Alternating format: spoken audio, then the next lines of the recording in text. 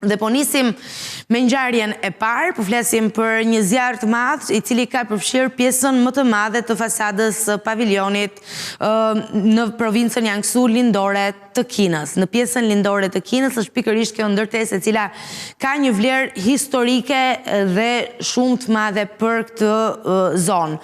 Zyrtarët lokal kanë njoftuar se zjarri u shkaktua nga përdorimi i pahishëm i qërimve nga një vizitor i cili kishte shkuar aty për të lutur, për të kryer atë ritualin e njohur, por me sa duket është treguar mbase pak i pakujdesshëm. Fatmirësisht nuk ka raportime për viktima ose për të lënduar. Autoritetet lokale kanë mundur që të ndërhyjnë shpejt për të kontrolluar flakët dhe për të minimizuar dëmet, ndërsa hetimet për incidentin janë ende në vazhdim.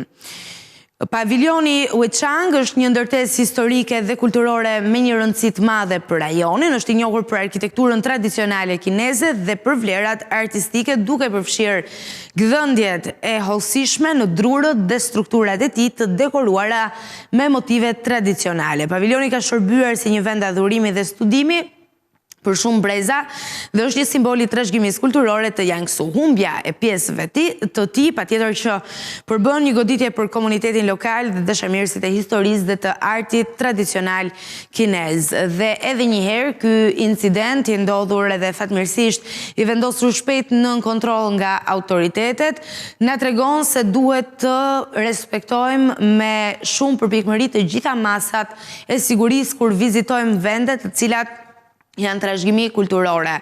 Për shembull, po ta kemi dëgjuar shpeshherë në muze nuk lejohen fotografit dhe kontakti me dritën i këtyre ikonave apo i pikturave të ndryshme që aty gjenden. Pra muralet edhe gjithçka tjetër. Dhe kjo nuk ka të bëjë konkretisht vetëm me arsye sigurie, pra për të mos qarkulluar kjo piktur në rrjetet sociale apo për të mos u përhapur.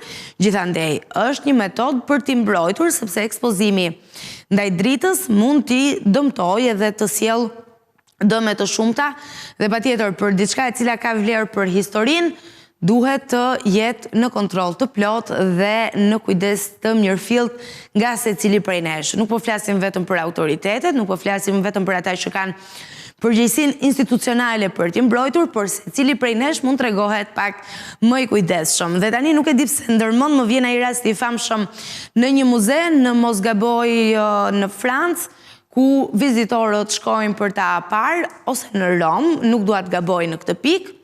Në një nga dy vendet, ndoshta në Francë, ndoshta në Itali, ka qenë muzeu, por e rëndësishme është të rikujtojmë rastin mbase për të sjellë një këmbën alarmi në mënyrën se si duhet veprojmë dhe se si duhet të sillemi në situata të tilla.